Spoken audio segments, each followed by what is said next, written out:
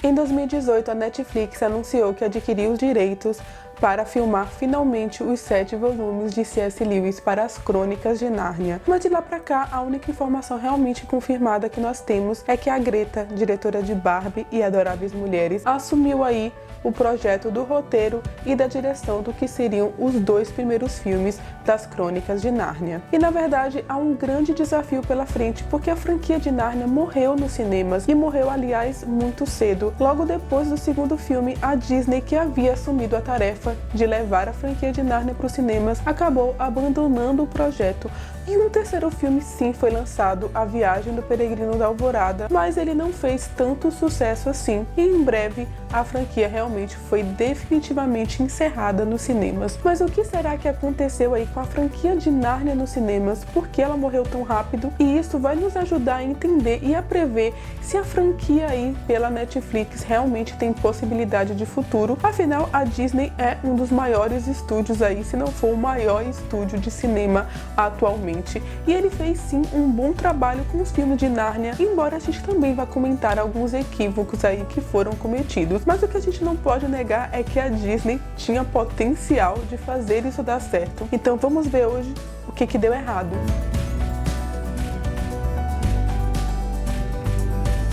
Você gosta de literatura e de fantasia? Então você precisa conhecer o meu projeto no Catarse. Eu vou deixar o link na descrição, porque por lá você pode conferir as recompensas especiais para quem apoiar aqui o meu trabalho. Lá eu tenho newsletter, clube do livro e convido você a conhecer e a entrar nesse mundo de fantasia comigo. E sem mais delongas, vamos para o vídeo. O Leão, a Feiticeira e o Guarda-Roupa estreou em 2005 e foi até então o maior sucesso em live action e estreia aí da Disney, já que naquela época o estúdio já estava começando a procurar uma franquia literária. Lembre que nós estamos falando aí da época pós-Senhor dos Anéis e o auge aí também da franquia Harry Potter. E muitos outros livros de fantasia estavam sendo adaptados. Então era um momento de febre realmente do gênero fantasia e filmes aí chegando no cinema. E a Disney resolveu apostar em As Crônicas de Nárnia. Então vamos começar falando de O Leão, a Feiticeira e o Guarda-Roupa, que foi o primeiro livro de Nárnia a ser escrito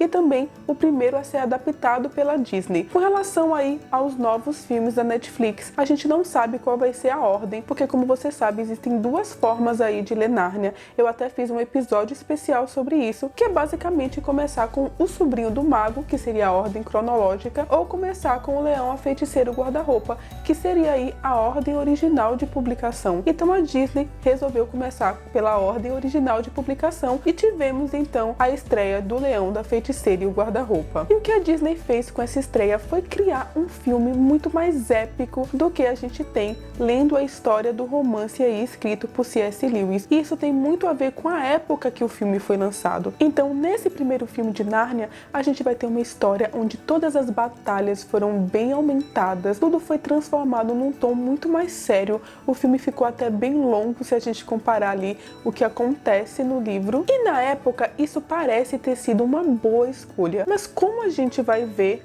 na verdade, esse tom épico prejudicou e muito a franquia de Nárnia nos cinemas. E por que será que prejudicou tanto? Bom, em primeiro lugar, porque esse não é o tom do livro e isso fica muito mais claro nas sequências de O Leão, a Feiticeira e o Guarda-Roupa, como O Príncipe Caspian, A Viagem do Peregrino da Alvorada e todos os outros aí que vêm na sequência da ordem original de publicação. Então, nos outros filmes que a gente vai ter O Príncipe Caspian e A Viagem do Peregrino da Alvorada, a gente sente essa dificuldade de manter o mesmo tom grandioso estabelecido na primeira adaptação. Então vamos dar uma olhada e uma relembrada no que é O Leão, a Feiticeira e o Guarda-Roupa. Bem, o primeiro volume tem uma história bastante consistente. 4 irmãos são mandados para a casa de um excêntrico professor durante os bombardeios a Londres na Segunda Guerra Mundial. Lá descobrem um guarda-roupa mágico e vão parar na Terra Fantástica de Nárnia. Há um desenvolvimento importante dos personagens nesse primeiro arco da história, que está centrado sobretudo no personagem Edmundo,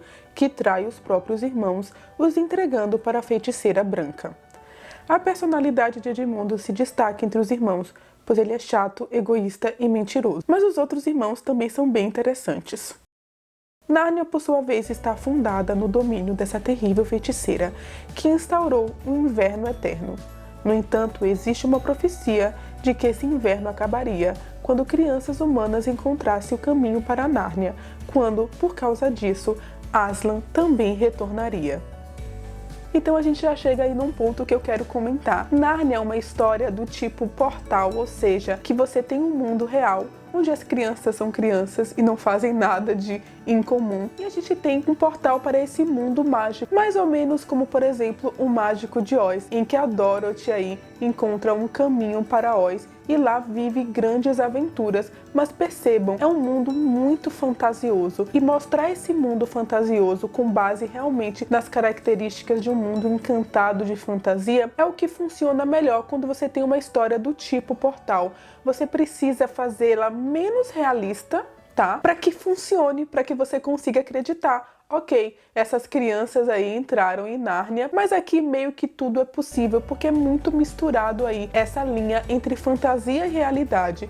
E quando você tenta fazer Nárnia um mundo muito realista quando eles chegam lá, acaba que você não consegue explicar tão bem como aquelas crianças estão lutando, por exemplo, porque eles querem passar a impressão de que eles entraram em Nárnia e estão vivendo de certa forma outra realidade. Até porque existem vários traços da história de Nárnia que tornam ela muito mais espiritual e profunda, já que o C.S. Lewis queria dialogar aí com o fato de que no mundo de fantasia existiria uma forma da figura de Jesus aparecer nesse mundo de fantasia. Não é uma alegoria perfeita, mas sim existem traços alegóricos que na leitura isso fica bastante claro. Então vejamos como se saiu aí O Príncipe Caspian nos cinemas, que foi lançado também pela Disney. O Príncipe Caspian conseguiu ser ainda mais épico do que O Leão, a Feiticeira e Guarda-Roupa. A gente vai ter algumas mudanças significativas e o primeiro ponto é a escolha do personagem de Caspian, que para o cinema virou um jovem adulto, enquanto no livro ele tem mais ou menos a idade ali entre Pedro e Edmundo. Aqui as batalhas ficaram ainda mais sérias e realistas, afinal Nárnia nesse ponto da história em O Príncipe Caspian é praticamente um mundo normal. As criaturas fantasiosas de Nárnia estão exiladas aí nos bosques. De certa forma é como se Nárnia tivesse virado uma outra terra, por conta do domínio dos Talmarinos. E o que fica claro em O Príncipe Caspian é um pouco de deslocamento aí das próprias crianças. Elas já estão mais crescidas, já não existe aquele desenvolvimento tão pessoal e psicológico aí entre os irmãos. Então na primeira história a gente tem todo o dilema de Edmundo e aqui eles voltam para Nárnia e precisam aí ajudar o Príncipe Caspian.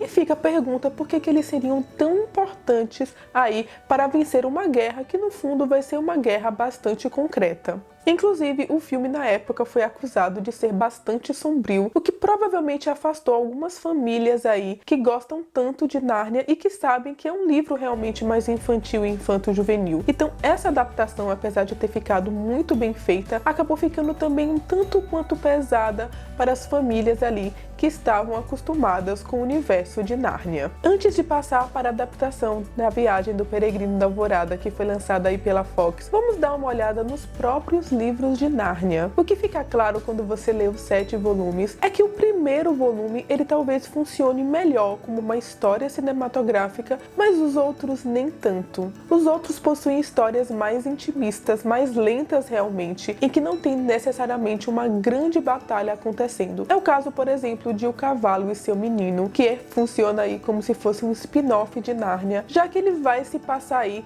na época que os 4 irmãos eram adultos, que é uma ponta aí que ficou no primeiro livro de Nárnia. Nós temos A Cadeira de Prata, que também é um livro muito mais sombrio e mais lento. É um livro de fantasia interessante do seu ponto de vista, mas ele já tem personagens totalmente diferentes dos primeiros aí volumes de Nárnia, o que cria uma outra dificuldade para a adaptação do cinema. Talvez o que uma adaptação de Nárnia realmente precise é conseguir passar esse sentimento de que retornar a Nárnia é a parte mais importante da história. Mas voltando ao Mágico de Oz, não sei se vocês sabem, mas a franquia de livros é um tremendo sucesso. São mais de 40 livros aí que se passam na Terra de Oz e um monte de outros aí que foram completados por outros autores. E o que acontece com o Mágico de Oz, que é uma história do tipo portal, é que nos cinemas ela só conseguiu sucesso realmente com O Mágico de Oz, com a primeira aventura aí, escrita pelo R. Frank Baum. Mas o que a gente percebe de uma história do tipo Portal é que ela causa muito impacto da primeira vez que você, descobre aquele mundo, aquele mundo mágico, aquele mundo de certa forma paralelo, e das outras vezes já não funciona tão bem.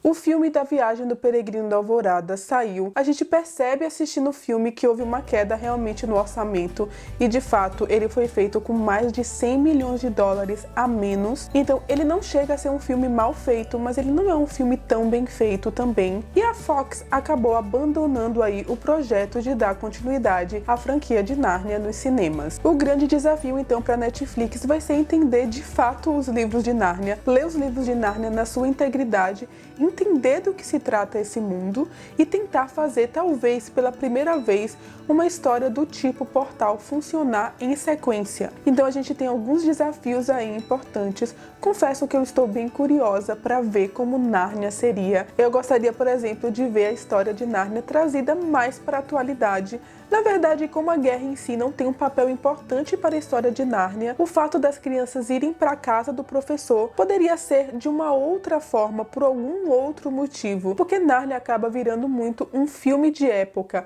As crianças precisam ser caracterizadas aí como viviam nos anos 40. É interessante, mas nós já tivemos um pouco disso aí com os primeiros filmes de Nárnia.